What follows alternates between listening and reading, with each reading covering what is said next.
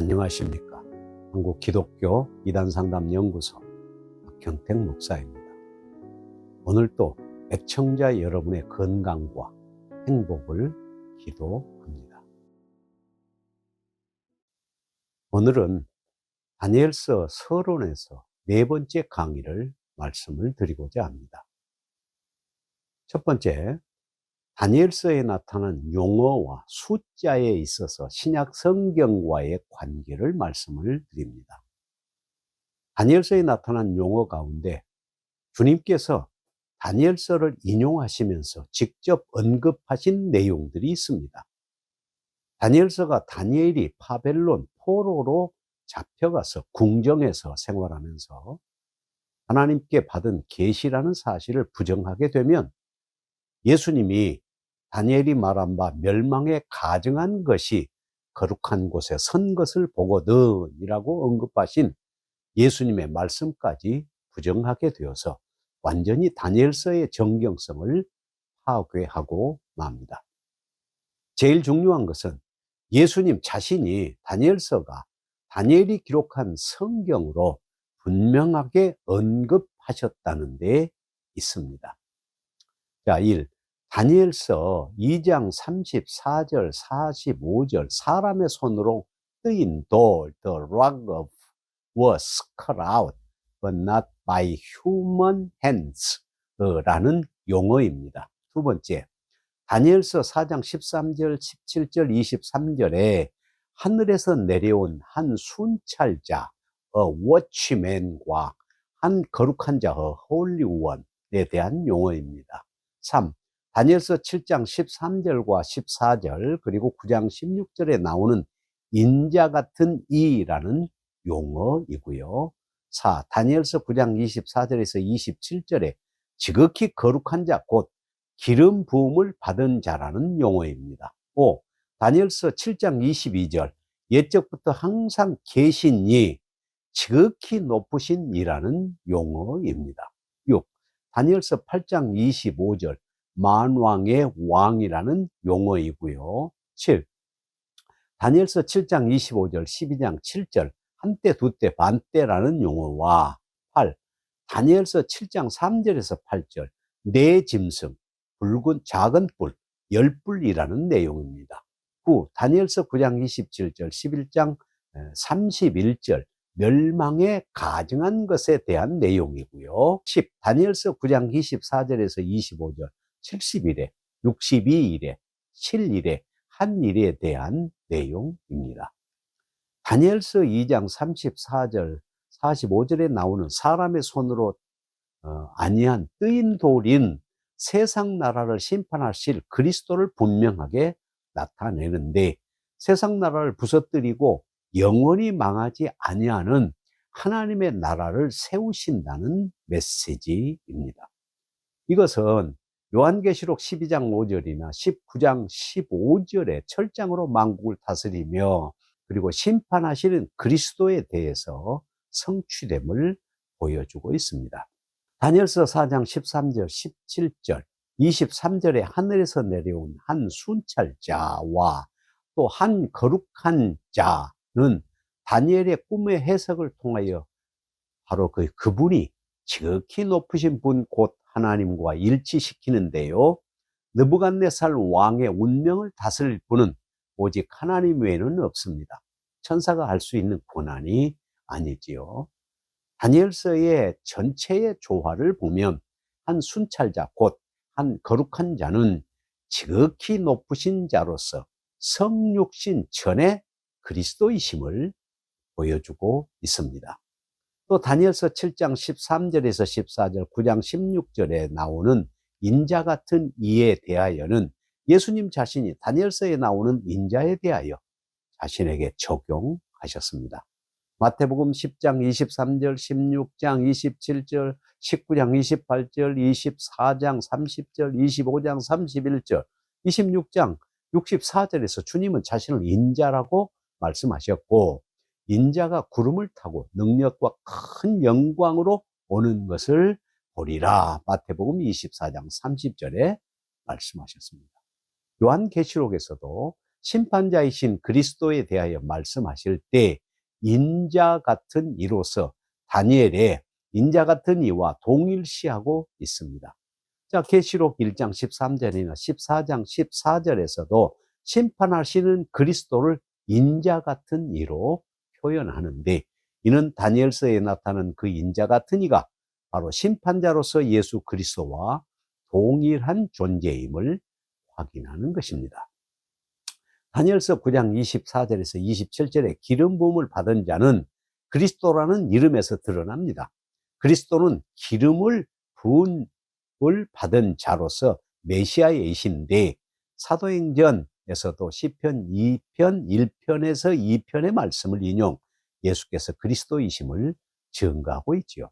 또 다니엘서에서 나오는 지극히 높으신 이나 만왕의 왕이라는 용어도 이미 예수 그리스도에게 적용하여 다니엘서의 성취가 된 것을 증거하고 있습니다. 요한계시록 19장 16절입니다. 특히 주님께서 언급하신 멸망에 가증한 것, 마태복음 24장 15절은 다니엘의 예언에 안디오코스 에피파네스의 예루살렘 성전 파괴와 멸망에 가증한 것을 거룩한 곳에 세운 사건과 동일한 사건이 주님 사후 37년 후에 로마의 티토에 의한 성전 파괴와 더럽게 한 가증한 행위, 멸망에 가증한 것을 거룩한 곳에 세운 일을 예언하신 것입니다. 데살로니가 후서 2장 1절에서 8절 참조하시면 좋겠습니다. 그리고 요한계시록에서도 다니엘서에 나타난 짐승들은 바로 4대 제국이요 정권임을 나타냈고, 열불은 열왕으로 계시록 17장 12절에서 분명하게 설명합니다. 다니엘서에 예언된 제4제국이 요한계시록에 성취된 로마임을 다시 확인하는 것입니다. 요한계시록 13장 1절에서 3절이죠. 그리고 한때 두때 반때에 대하여는 헬라의 안티오코스 에피파네스의 유대인 핍박 기간으로서 요한계시록에서도 1260일로 42달로 3년 반으로 나타나고 있는 것을 봅니다. 요한계시록 11장 2절 3절이죠. 이러한 내용들을 보면 다니엘서는 신약에서 많은 부분을 채용하고 인용하고 있는 하나님의 분명한 계심을 나타냅니다. 다니엘서가 마카비 시대에 이름 없는 유대인에 의해서 당시 항쟁사를 기록한 것이라고 치부해 버리면 결국 신약 성경 자체가 무너질 수밖에 없습니다. 두 번째로 생각할 것은요, 자, 구속사에 있어서, redemptive history에 있어서 포로 기간의 위치를 말씀을 드리고자 합니다. 하나님의 구속 역사, the history of redemption of God에서 이스라엘의 포로 기간은 중요한 위치를 차지하고 있습니다. 단순히 이스라엘 백성들이 자신들의 죄악으로 인하여 멸망을 받아 비참하게 고통받는 기간으로만 치부해 버릴 수는 없습니다. 왜냐하면 예레미야 29장 4절에서 7절에 하나님은 만군의 여호와 이스라엘의 하나님 내가 예루살렘에서 바벨론으로 사로잡혀 가게 한 모든 포로에게 이같이 이르노라. 너희는 집을 짓고 거기 거하며 전원을 만들고 그 열매를 먹으라. 아내를 취하여 자녀를 생산하며 너희 아들로 아내를 취하며 너희 딸들로 남편을 맞아 그들로 자녀를 생산케 하여 너희로 거기서 번성하고 쇠잔하지 않게 하라. 너희는 내가 사로잡혀 가게 한 그 성읍에 평안하기를 힘쓰고 위하여 여호와께 기도하라. 이는 그 성이 평안함으로 너희도 평안할 것임이니라고 하셨습니다. 이스라엘의 포로 생활에 대하여 하나님의 특별한 뜻과 계획이 있음을 시사하시는 말씀입니다. 하나님 나라의 역사에서 포로 생활의 위치를 알려면 무엇보다도 먼저 바벨론 포로 생활의 의미를 명백하게 아는 것이 중요합니다. 이방의 포로 기간 동안 하나님은 이스라엘 백성뿐 아니라 이방 민족에게도 인류 구원의 거룩한 경륜을 다니엘을 통하여 나타내 주셨기 때문입니다. 에드워드 J. 영 박사는 하나님의 구속 역사에는 크신 기적으로 이스라엘을 구속하신 4번의 기간이 있다고 정의하는데요. 첫 번째가 출애굽 때요. 두 번째가 엘리야와 엘리사 시대요. 세 번째가 포로 시대요. 네 번째가 사도 시대라고 말합니다. 이러한 기간들 가운데 두 가지는 설립과 기초, two words of these periods are times of establishment and foundation입니다. 출애굽 시대의 이스라엘 국가 설립과 그리스도와 사도들 시대의 초기 교회 설립을 대조함에 있어서는 일치를 이루고 있습니다. 이러한 두 기간 가운데 둘은 이방의 세력과 충돌하는 기간이 있습니다. 엘리야와 엘리사 시대에는 하나님 경배와 두로의 바알과 아세라 신의 충돌이 있었고요. 포로 시대에는 하나님과 바벨론과 페르시아 신과의 충돌이 있었는데, 출애굽과 포로 시대에는 이방의 권력으로부터 큰 구원의 시대였다는 것입니다. 그러므로 에드워드 제0은 포로 시대에 대하여 다음과 같이 정의를 내리고 있습니다. 포로 시대에는 신정 통치가 이루어졌던 독립국가로서 The nation as the theocracy입니다. 존재의 종말이 되었고 주님의 오심에 앞서서 주어진 마지막 회개의 기간이라고 정의합니다. 자, 카일 델리치는요, 포로 시대는 이스라엘에 세워진 하나님 나라 발전 과정에서 중요한 전환점, great turning point라고 말합니다. 자, 시나이에서 세워진 신정 국가, the theocracy입니다. 형태는 그리스도로 말미암아 세워질 왕국, 그리고 사실적으로 세워진 새로운 형태의 하나님의 나라의 변천의 기간이라는 것입니다. 하나님은 다윗에게 말씀하신 대로, 그리고 솔로몬에게 말씀하신 대로, 그리고 선지자 미가의 예언대로, 그리고 이사야 선지자의 예언대로, 그리고 예레미야 선지자의 예언한 대로 배교한 이스라엘의 예루살렘이 파괴되고 이스라엘 백성이 이방의 포로가 되어 온 웃음거리가 된다는 것은 결국 하나님의 정하신 것이었습니다. 그렇다면 하나님이 이스라엘을 영원히 버리신 것인가요?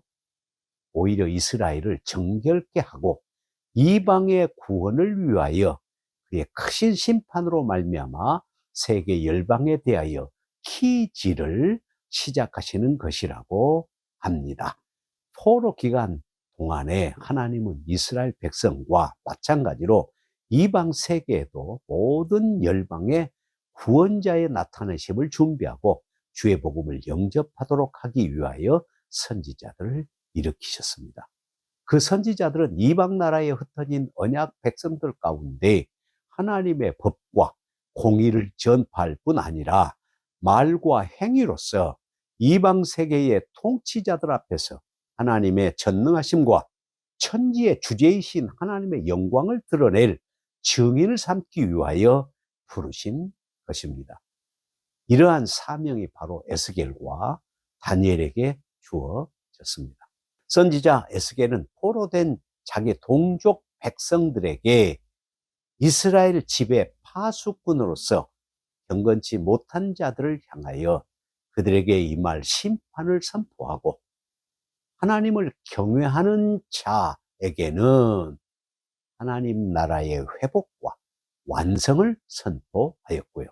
선지자 다니엘은 자기 백성들 앞에서가 아니라 이 세상 나라의 통치자들의 보좌 앞에서 이스라엘 하나님의 영광과 천지의 주제자로서의 하나님을 선포하기 위하여 보냄을 받았습니다. 선지자 에스겔은 자기 백성에게, 그리고 선지자 다니엘은 이방 왕들 앞에서 각각 다른 대상에게 하나님을 선포한 것입니다. 이해하시겠죠? 감사합니다. 오늘은 여기서 마치겠습니다. 안녕히 계십시오. 다음에 뵙겠습니다.